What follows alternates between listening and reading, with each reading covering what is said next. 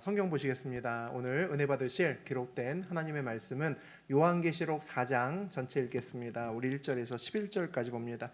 요한계시록 4장 1절에서 11절까지 보겠습니다.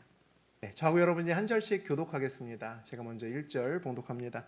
2일 후에 내가 보니 하늘에 열린 문이 있는데 내가 들은 바 처음에 내게 말하던 나팔 소리 같은 그 음성이 이르되 이리로 올라오라. 이후에 마땅히 일어날 일들을 내가 내게 보이리라 하시더라. 내가 곧 성령에 감동되었더니 보라 하늘의 보좌를 베풀었고 그 보좌 위에 앉으신 이가 있는데 앉으신 이의 모양이 벽옥과 홍보석 같고 또 무지개가 있어 보좌에 둘렀는데 그 모양이 녹보석 같더라. 또 보좌에 둘려 24 보좌들이 있고 그 보좌들 위에 24 장로들이 흰 옷을 입고 머리에 금관을 쓰고 앉았더라. 보좌로부터 번개와 음성과 우레소리가 나고 보좌 앞에 켠 등불 7이 있으니 이는 하나님의 7영이라. 보좌 앞에 수정과 같은 유리 바다가 있고 보좌 가운데와 보좌 주위에 네 생물이 있는데 앞뒤에 눈들이 가득하더라.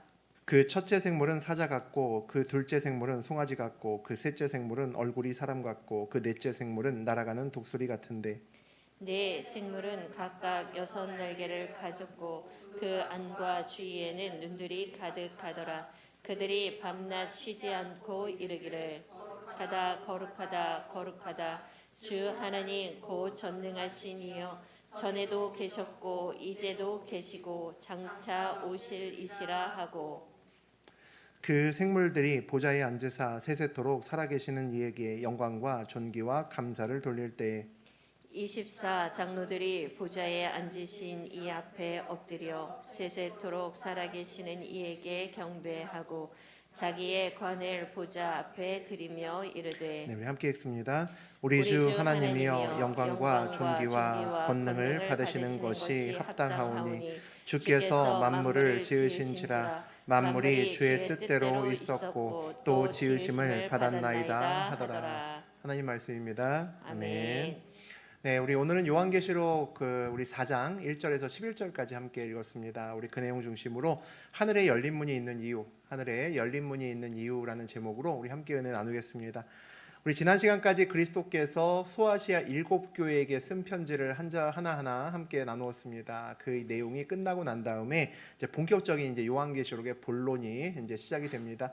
우리 요한계시록 하면 이름 그대로 계시죠. 계시가 들어있는 책입니다. 요한에게 주신 계시의 책이 요한계시록이죠. 우리 계시라고 하는 것은 흔히 앞에 아직 모르지만 일어날 일을 얘기합니다. 우리 사람은 알 수 없고 하나님만 아시는 거죠. 그것을 하나님께서 알려주시는 책입니다. 덮여 있었던 것을 풀어 헤쳐서 사람에게 앞으로 일어날 일을 보여주시는 그 일이 오늘 요한계시록 4장부터 시작된다라고 보시면 됩니다. 그래서 요한계시록이 사람들이 관심을 많이 가지죠. 요한계시록을 잘 보면 이 세상의 마지막 때에 일어날 일들, 그 재앙을 모두 다 알 수 있다라고 생각이 들어서 요한계시록을 많은 사람들이 연구를 합니다. 우리 1절 같이 한번 읽어봅니다. 2일 후에 내가 보니 하늘에 열린 문이 있는데 내가 들은 바 처음에 내게 말하던 나팔 소리 같은 그 음성이 이르되 이리로 올라오라. 이후에 일들을 내가 내게 보이리라 하시더라.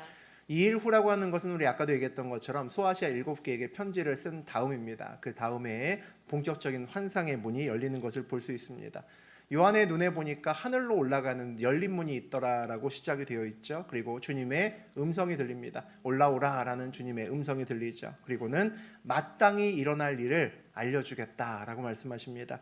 여기서 우리가 섬기는 주님이 어떤 분이신지를 알 수 있습니다. 하늘의 열린 문을 우리 앞에 두실 수 있는 분이죠. 우리를 온전히 구원하실 수 있는 분입니다. 우리에게는 늘 그리스도인들에게는 하나님께서 열린 문을 우리의 인생길 앞에 두시죠. 마땅히 일어날 일을 우리에게 보이실 수 있는 분이 또 주님입니다. 마땅히 일어날 일이라고 하는 것은 반드시 일어날 일을 얘기하죠.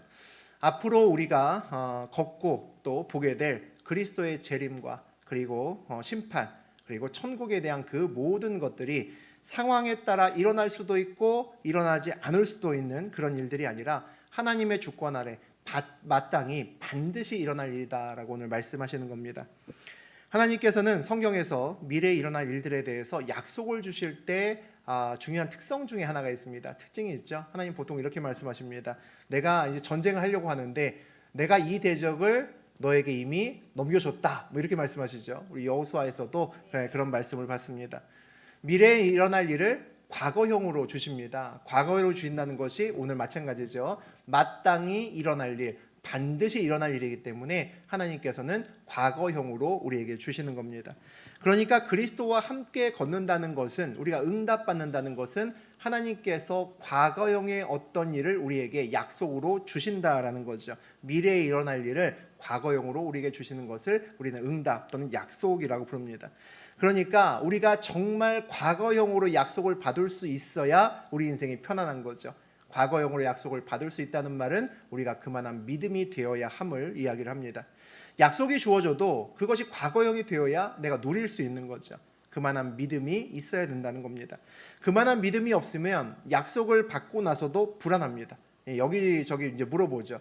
내가 어젯밤에 꿈꾸다가 또는 어젯밤에 기도하다가 이런 일을 봤는데 또 이렇게 얘기를 하는데 이게 진짜일까? 이제 물어봅니다. 응답이 맞냐 물어보고 응답이 맞다고 하면 딴 사람한테 또 물어보죠. 그래서 여러 사람이 응답이라고 하면 조금 안심이 되고 그중에 몇 사람이 잘 모르겠다고 하면 여전히 불안합니다. 또 응답을 받았지만 잘 해석이 안 되는 경우도 있습니다. 그런데 다 알 수 있는 건 아닙니다. 하나님이 응답을 주셔도 요한계시록도 마찬가지죠. 하나님께서 일종의 앞으로 어떻게 일어날 일이다라고 응답을 주셨지만 그 내용이 굉장히 이해하기가 쉽지 않은 내용으로 되어 있습니다. 우리도 마찬가지죠. 그런 응답을 받을 때가 있습니다. 하지만 그 응답을 받았을 때 내가 그것을 다 해석하지 못할지라도 그 응답을 받았다면 하나님께서 내 문제에 또는 내 앞길에 개입하셨구나라는 것은 분명히 압니다. 그것이 보통 무엇을 얘기하는 거겠습니까? 하나님께서 내가 응답했으니 이제는 네가 믿음으로 반응할 때다라고 말씀하는 겁니다. 그러니까 우리가 주님께 응답을 받았으면 그것이 내가 해석이 다 되지 않더라도 우리는 믿음으로 반응해서 한 발짝 한 발짝 걸어가면 내 발등상에 비추인 등불처럼 내 앞길이 조금씩 열리는 놀라운 주님의 은혜를 여러분이 경험하실 겁니다. 우리 2절과 3절 읽어봅니다. 내가 곧 성령에 감동되었더니 보라 하늘의 보좌를 베풀었고 그 보좌 위에 앉으신 이가 있는데 앉으신 이의 모양이 벽옥과 홍보석 같고 또 무지개가 있어 보좌에 들렀는데 그 모양이 녹보석 같더라. 요한은 하나님께서 주님께서 앉으신 하늘 보좌 그리고 주님을 묘사하면서 뜬금없이 보석 이야기를 합니다. 벽옥, 홍보석, 녹보석 이런 얘기를 하죠. 하나님이 홍보석 같네, 녹보석 같네, 이런 이야기를 하는 겁니다. 우리 가끔은 이제 궁금해서 천국에 누가 갔다 왔다 이런 사람들 있잖아요, 그죠? 그런 사람들의 간증을 궁금해서 일부러 찾아서 듣는 경우도 있습니다. 가끔 그런 것들이 궁금하죠. 그런 간증을 들으면서 우리가 보통 뭐가 궁금하냐면 천국은 어떻게 생겼을까? 가서 예수님을 만났으면 예수님은 어떻게 생겼을까? 코가 하나일까? 우리와 똑같이 이제 그런 게 궁금합니다. 천국에 가면 진짜 밥 먹고 사는 것일까? 밥 안 먹어도 배가 부르는 것일까? 이런 것들이 사실 궁금하죠. 근데 천국에 우리보다 먼저 다녀왔다라고 하는 사람들의 이야기를 들으면 표현을 잘 하지 못하는 사람이 대부분입니다. 저는 그런 사람들이 진짜 갔다 왔다라고 생각합니다. 그냥 빛이 있었고 너무나 막 그 특별한 색깔이 있었는데 그걸 뭘로 이렇게 말할 수 있는 그게 마땅한 게 없네. 이런 식으로 얘기하는 게 정상이라는 거죠. 오늘 요한도 마찬가지입니다. 하나님이 무슨 홍보석이겠습니까? 무슨 얘기입니까? 하나님을 봤는데 뭔가 번쩍번쩍하고 막 보석 같다. 그 외에는 달리 할 말이 없다라는 그런 이야기겠죠. 우리가 막상 하나님을 눈앞에서 보면 뭐가 중요할까요? 코가 한 개일까? 머리가 금발일까? 은발일까? 이런 게 중요한 건 아니죠. 하나님을 봤다라는 게 중요한 거죠. 하나님을 봤다. 하나님이 진짜 있더라. 이 세상을 만드신 분이 진짜 있더라. 그게 진짜 중요한 거죠. 예수님이 부활하시고 난 다음에 우리 도마입니다. 우리 도마가 못 믿죠. 내가 그 손에 못자국을 만져보고 그 허리에 창자국 이런 걸 다 만져봐야 그때야 믿지 절대 못 믿어라고 얘기를 합니다.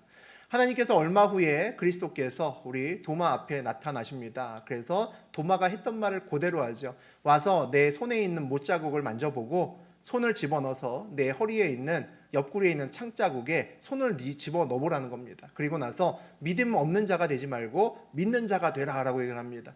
도마가 어떻게 합니까? 진짜 가서 만져보고 손 집어넣습니까? 아닙니다. 그 자리에서 바로 엎드려집니다. 바로 엎드려지면서 주님은 나의 주님이고 나의 하나님입니다 라고 고백합니다. 그게 진짜죠. 우리가 주님을 만나는 건 진짜입니다. 그게 진짜죠. 주님 만나서 진짜 못 자고 확인해보고 호구조사하고 그것을 검색해보는 사람은 아마 거의 없을 겁니다. 우리가 가끔은 신앙생활하면서 이렇게 엉뚱한 곳에 더 많은 관심을 갖는 경우가 종종 있다라는 생각이 듭니다. 오늘 또 내용을 보니까 또 무지개가 있어 보좌에 둘렀는데 라고 나오죠. 하늘의 보좌를 설명하면서 뜬금없이 갑자기 무지개를 이야기를 합니다. 요한계시록은 이 세상의 마지막을 다룬 책이죠. 마지막 끝날에 이런 일이 있을 거다. 특히 심판을 다룬 책입니다. 그런데 이 마지막 심판을 하는 쉽지 않은 자리죠. 이 자리에 무지개가 있다라고 이야기를 합니다. 성경은 우리에게 창세기부터 요한계시록까지 쭉 읽으면 두 개의 심판에 대해서 이야기합니다. 첫 번째 심판은 창세기에 제일 첫 번째 있고 첫 번째 책에 있고 마지막 심판은 우리 요한계시록에 굉장히 자세히 나와 있습니다. 심판으로 시작해서 심판으로 끝나죠. 이 첫 번째 심판은 이미 지나간 심판입니다. 이미 있었던 심판, 물의 심판, 노아의 홍수고 요한계시록의 심판은 앞으로 다가올 심판을 이야기를 합니다. 우리 다 아시지만 물의 심판에서 모든 사람들을 다 물로 덮어서 멸망시켰죠. 오직 노아의 가족 하나만 남겨놓으셨습니다. 그리고 난 다음에 하나님께서 그렇게 말씀하시죠. 내가 모두를 쓸어버린 것을 후회한다라고 말씀하십니다. 그래서 다시는 내가 물로 다시는 세상을 멸하지 않겠다라고 약속하시고 그것을 뭘로 증거하십니까? 무지개로 증거하십니다. 너희가 이 무지개를 불 때마다 내 이 약속을 기억해도 좋다. 그러니까 세상 살면서 두려워하지 말고 살아라라는 하나님의 은혜의 말씀이죠. 우리가 늘 그 은혜의 말씀을 붙들면 우리 인생이 늘 복을 받을 수 있습니다. 우리가 늘 방주에 들어가는 것이 은혜죠. 특별한 능력이 있는 사람만 방주에 들어간 것이 아니라 방주에 들어가면 그냥 구원을 받는 겁니다. 오늘날의 구원도 마찬가지죠. 능력이 있고 성경을 많이 아는 사람만 구원받는 것이 아니라 예수를 그리스도로 나의 구주로 영접한 사람은 누구나 구원을 받습니다. 누구나 믿음의 방주에 들어갈 수 있도록 하나님께서는 우리 앞에 열린 문을 두셨습니다. 그래서 우리는 늘 은혜로 구원받는다라고 이야기를 하죠. 오늘 요한은 성령으로 감동되어 열린 문 안으로 들어가 하늘 보좌를 봤습니다. 그 열린 문, 구원으로 인도하시는 분이 바로 성령님이라는 거죠. 그래서 우리는 삶에서 늘 성령님께 감동되고 성령님께 인도하심을 받아야 승리의 삶을 살 수 있구나라는 것을 알아야 됩니다.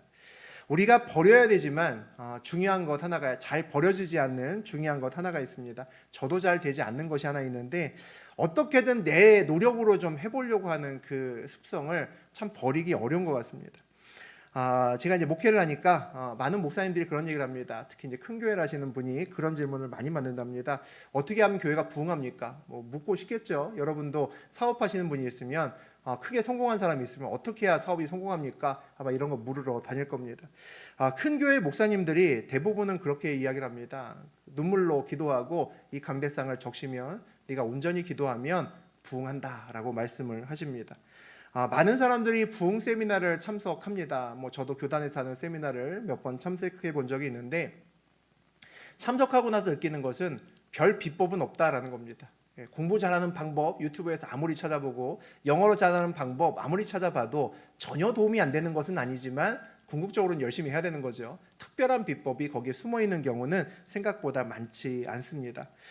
이 말이 이제 오해를 불러일으키는 말은 아니었으면 좋겠습니다. 기도만 하고 아무것도 하지 말라는 말은 아닙니다. 노력하지 말라는 말도 아니고 이 말은 우리가 주님 앞으로 먼저 앞서가서는 안 된다라는 말입니다. 늘 먼저 기도하는 것이 먼저라는 거죠.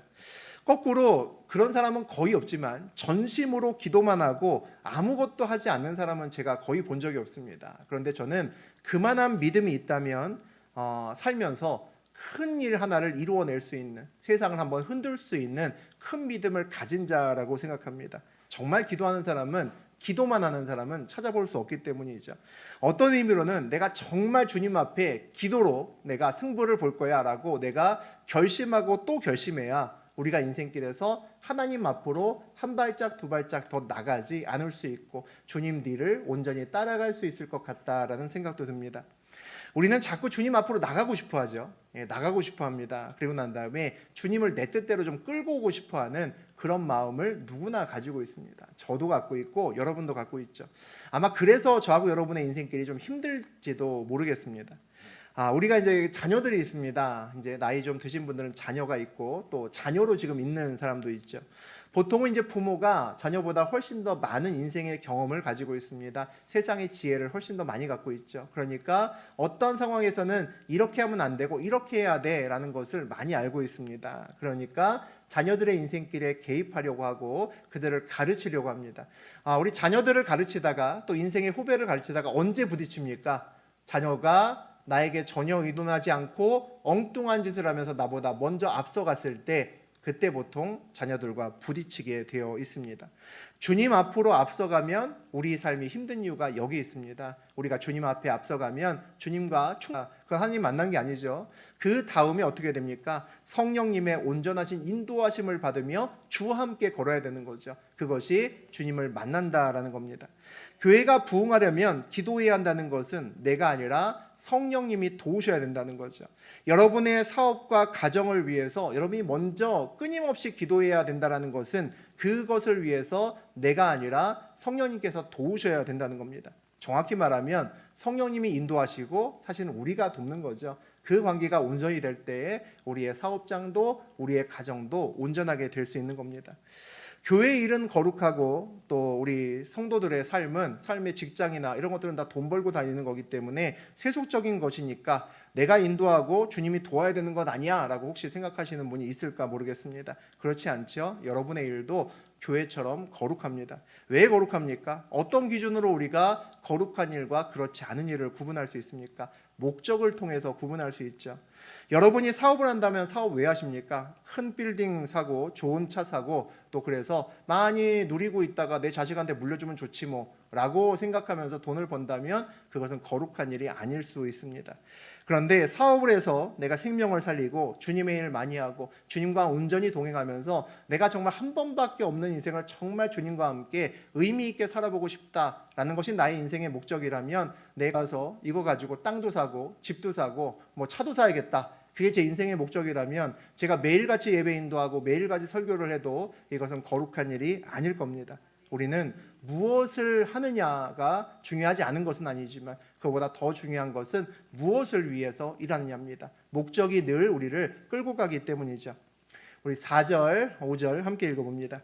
또 보좌에 둘러 24 보좌들이 있고 그 보좌들 위에 24 장로들이 흰옷을 입고 머리에 금관을 쓰고 앉았더라.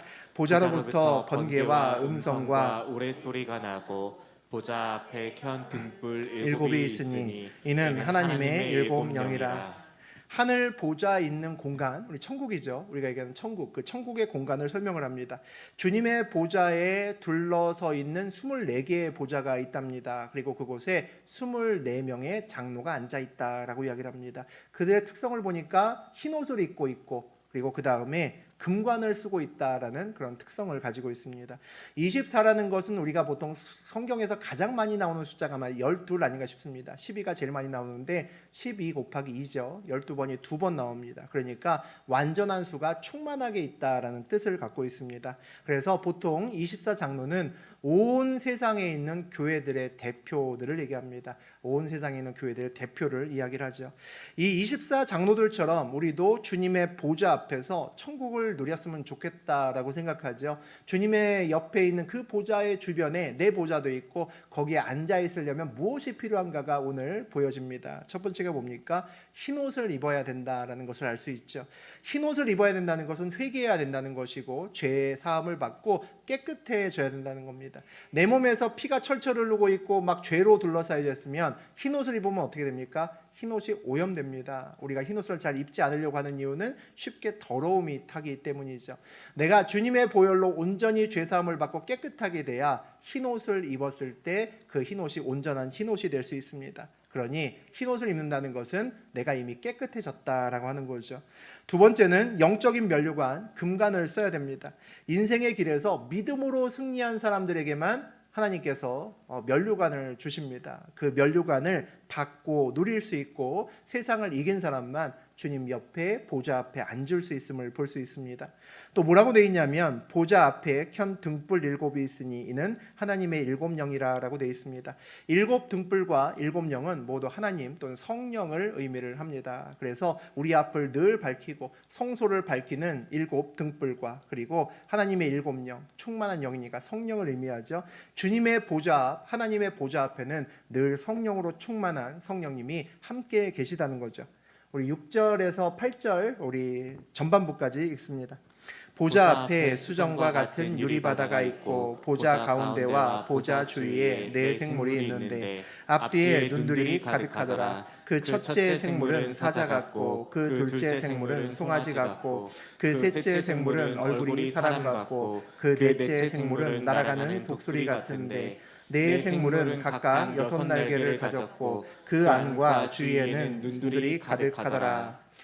이제 다른 등장인물이 나옵니다. 우리 앞에서는 24 장로들이 있었죠. 근데 이번에는 보좌 앞에 수정과 같은 유리바다가 있고요. 거기 또 다른 등장인물들이 나옵니다. 네 마리의 네 가지 생물들이 나옵니다.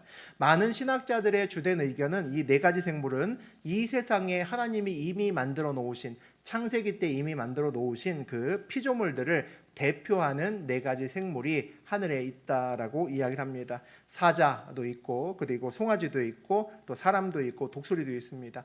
신학자들은 그 각각의 어떤 특별한 어떤 그 상징이 있다라고도 얘기합니다. 독수리는 민첩함의 상징이라고 얘기도 하기도 하고 사자는 용기의 상징이다라고 이야기합니다. 사람은 지혜라고 얘기하고 근데 그런 것은 중요한 것 같지는 않습니다. 어쨌든 간에 이 네 가지 생물들이 있는데 이것들이 이제 피조물을 대표하는 하나님의 작품들을 대표하는 그런 네 가지 생물이라고 보시면 되겠죠. 그들의 특성이 있죠. 눈이 많습니다. 눈이 많고 또 다른 특성은 뭡니까? 날개가 6개입니다. 눈이 많고 날개가 6개가 되더라. 하늘 보좌에 있는 피조물들 대표, 그러니까 우리들의 대표라는 거죠. 우리들의 대표는 왜 눈이 많을까 싶습니다. 우리는 모두 눈이 2개죠.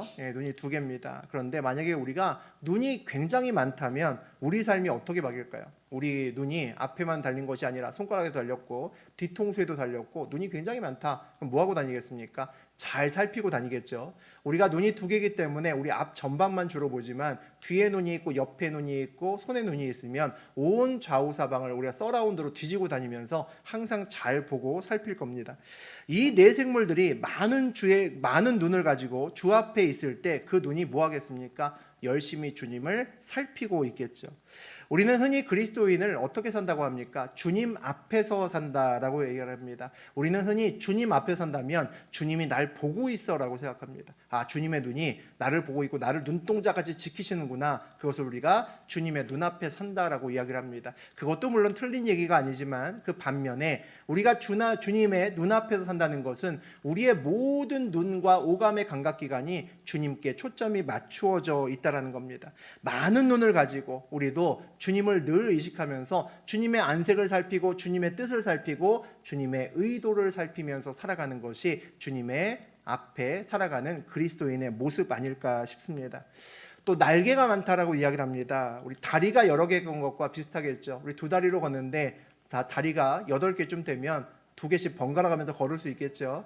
날개가 6인 것도 비슷합니다. 늘 주님의 뜻을 눈으로 살피다가 해야 될 일이 있으면 부지런하게 신속하게 또 지치지 않게 모든 일을 신실하게 수행할 수 있다라는 뜻을 가지고 있습니다. 우리도 이렇게 살아야 될 것 같습니다. 우리도 영적으로는 많은 눈을 가지고 있고 영적으로는 여러 개의 날개를 가지고 있으면서 늘 주님의 뜻을 살피고 그리고 주님의 뜻이 확인되면 날개와 다리를 가지고 지체하지 말고 열심히 주의 뜻을 그렇게 섬기면서 살아가는 저하고 여러분 되셨으면 좋겠습니다. 오늘 주님 외에 우리가 우리 등장인물들이 있습니다. 24명의 장로도 나오고 4마리 생물들도 나옵니다. 이들이 보좌 주변에 지금 모여 있습니다. 그러니까 꽤나 많은 사람들이 모여 있는 거죠. 이들이 모여서 뭘 하려고 이렇게 모였을까 싶습니다. 그것이 8장 8절의 후반부부터 이제 나오기 시작합니다. 8절의 후반부와 우리 9절 읽습니다.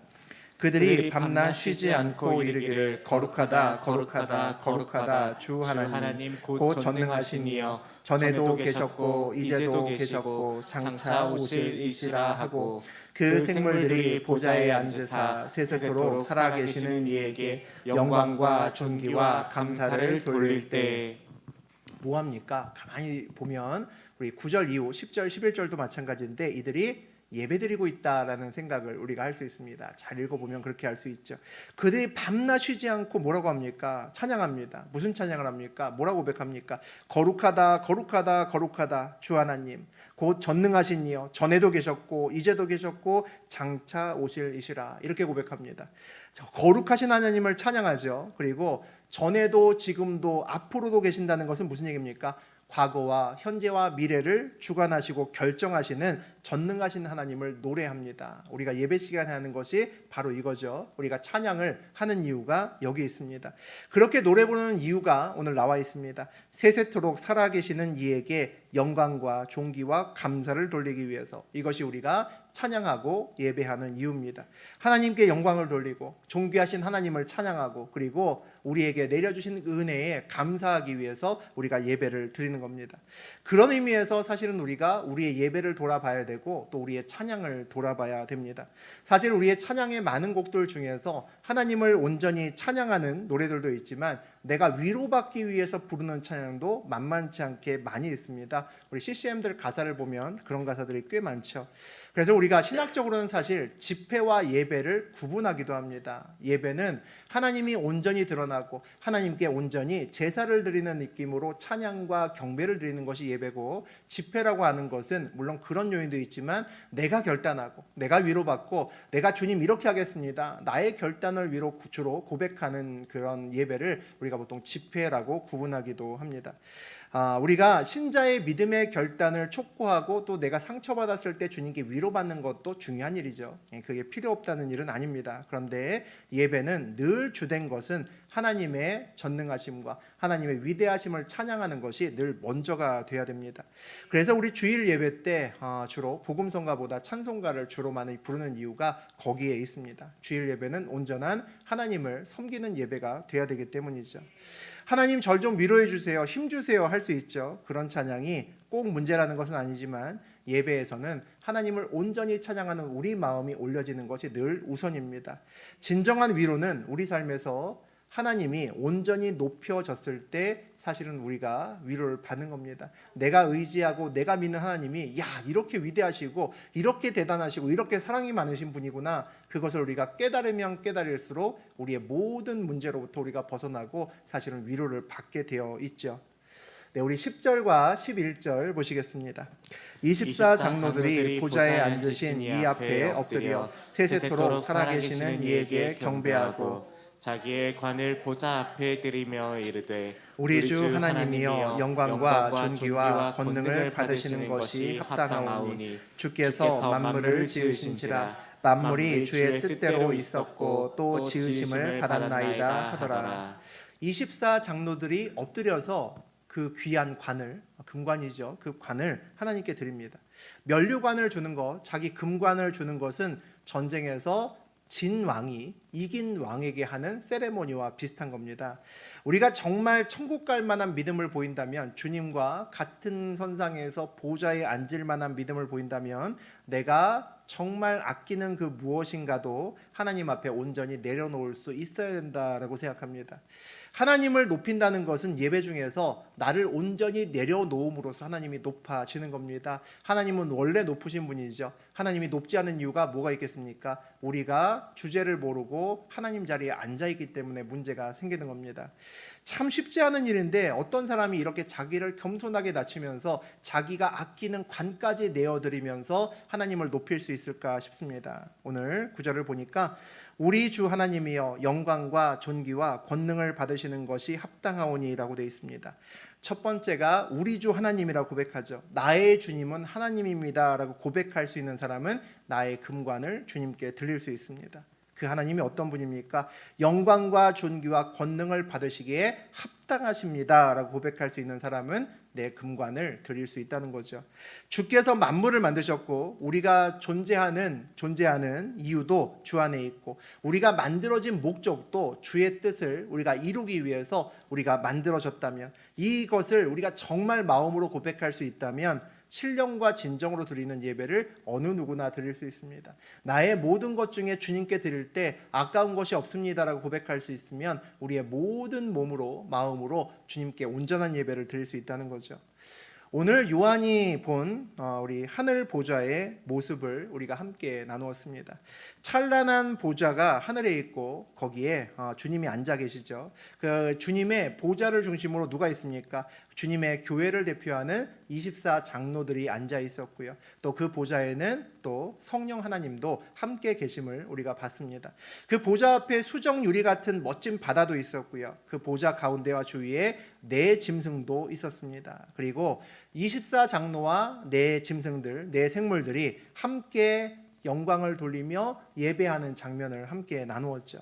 이 예배가 드려지는 자리가 어디입니까? 우리 이 자리를 좀 잘 알 필요가 있는데, 이 예배가 드려지는 이 자리가 하나님 나라의 중심부죠. 보좌가 있는 곳입니다. 이곳에서 뭐가 결정됩니까? 앞으로 당연히 일어날 일, 그 일을 요한에게 알려주시겠다고 했죠. 그래서 그를 일로 부른 겁니다. 앞으로 당연히 반드시 일어날 일, 모든 일이 만들어지고 시작이 되는 이곳이 바로 보좌가 있는 곳이죠. 그것이 선포되는 자리가 오늘 요한이 보고 있는 자리입니다.